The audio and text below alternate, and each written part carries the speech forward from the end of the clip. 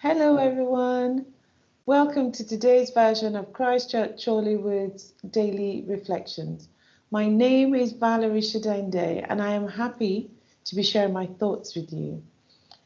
Today, I would like to reflect on the following Bible passage from 1 Corinthians chapter 13, verse 13. And the NLT version reads, "Three things will last forever: faith, hope, and love. And the greatest of these is love." What is that saying? For me, it's saying, after everything is said and done, these are the three things that would remain forever: faith, hope, and love. In other words, for example, after the craziness of the last almost 2 years, where everything hasn't really made sense, especially now that we're all slowly climbing out of the fog of the challenges that we faced as a result of the pandemic, whether it's the loss of loved ones or the loss of earnings or health issues, we can start to look forward to a future with faith, hope, and love.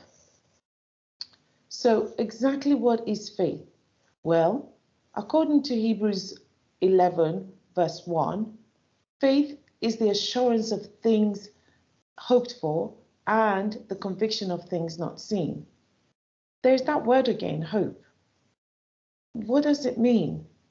Paul, in his letter to the Romans, in Romans 15:13, prays that God, the source of hope, will fill them and us by extension completely with joy and peace because we trust in Him. Then we will overflow with confident hope through the power of the Holy Spirit.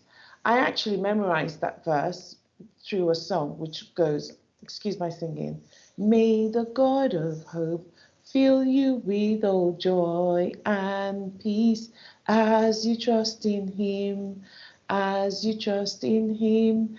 May the God of hope fill you with all joy and peace as you trust in Him, as you trust in Him, so that you may overflow with hope, by the power of the Holy Spirit, so that you may overflow with hope, by the power of the Holy Spirit." Now, excuse the bad singing, but that means when you have hope, there is a joy and peace that is heartfelt and enables us to confidently look forward. Then there is love, which, according to Paul, surpasses all these very great and useful attributes that he's already talked about.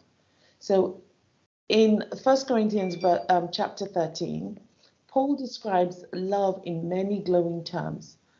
But one of the one that strikes me the most is the way he describes it in verse 7, which says, "Love never gives up, never loses hope, is always hopeful, and endures through every circumstance." So whether you're struggling with bereavement, job loss, financial worries, or health concerns, be encouraged to look forward with faith, being assured that the things you're hoping for will come to pass, and being convinced that your hopes and aspirations by God's infinite grace will come to be. So no matter what you're struggling with, trust that God can and will fill you completely with His joy and His peace that surpasses all understanding. So you can confidently overflow with hope